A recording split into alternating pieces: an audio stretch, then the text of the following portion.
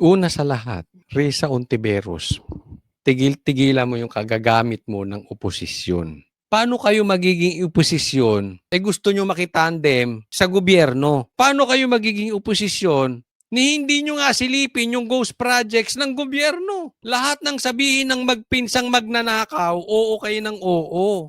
Tahimik kayo. Paano ka naging oposisyon? Mahina na talaga utak nito si Risa.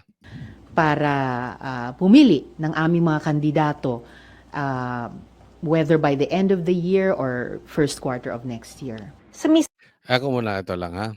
Pipili daw sila ng kandidato. End of the year or maybe next year. Alam mo ako sa totoo lang, gusto kong tumakbo tong presidente or vice president. Bakit? Siguradong talo. Oh, pustahan tayo. Siguradong talo. Alam mo makikinabang pag ginawa nyo tong kandidato ng presidente or vice president. Siya lang. Magkakapera siya eh. Magkakapera. Papayuhan ko kayo mabuti. Bagamat gusto ko siyang tumakbo para sure win na si Sara, pero kahit naman sino na ang tumakbo, sure win eh. Kukuha kayo ng lalabang kay Sara at gagawa kayo ng tandem ng presidente, vice president na lalaban kay VP Sara. Kumuha na kayo, eto pakinggan yung mabuti. Kumuha kayo ng may ambag. Yung makakatulong sa inyo. Mga brad, walang ambag to si Risa. Makinig kayo, dilawan. Walang maiaambag sa inyo si Risa. Walang boto na maitutulak si Risa sa inyo. Walang boses, walang influence, walang karisma, may bagahing PhilHealth, may bagahing tanim witness, di umano. In short, liability to si Risa. Kung bubuo kayo ng tandem galing sa gobyerno at saka galing sa dilawang tae, kumuha kayo nung may ambag. Yung makakatulong, hindi liability. Liability to si Risa. Next year. Sa mismong pag-uusap pa lang sa kanilang hanay, wala pa yung mga pangalang lumulutang, pero katangian pa lang na hinahanap sa pambato.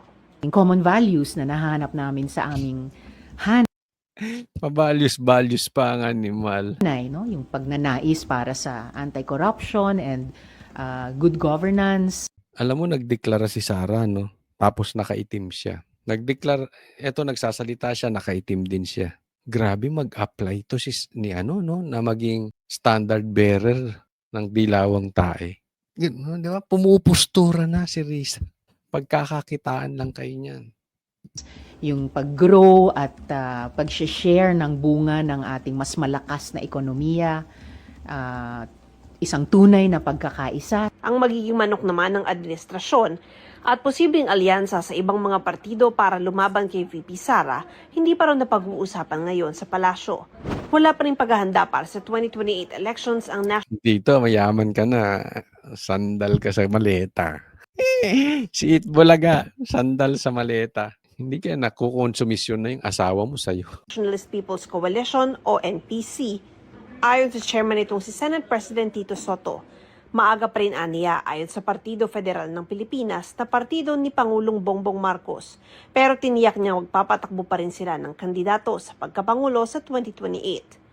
Ang kilalang kaibigan naman ni Vice President Duterte na si Senador Amy Marcos, tinanong din ng media kung ano ang plano kasunod ng anunsyo ng bise. Talaga naman forever running mate ko naman talaga yan. Takbo, gapang, luhod, patayo, paupo.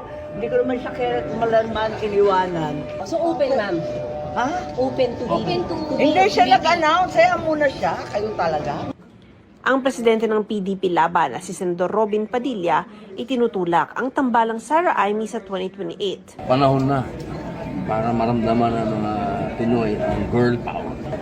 Alam mo, eto sa akin ito si Robin ito yung kaibigan. Kakampi natin, pero maling-mali si Robin dito. Alam mo, Banateros, pag tama-tama, pag mali-mali. Ganun lang kasimple yun. Di ba dati binabanatan natin si Amy? Pero nung may maganda siyang ginagawa, pinupuri din natin yung tama niyang ginagawa. Ito si Robin, kahit kakampi natin, ibabanatan din natin. Mali itong ginasabi mo. Robin, maawa ka sa Pilipinas.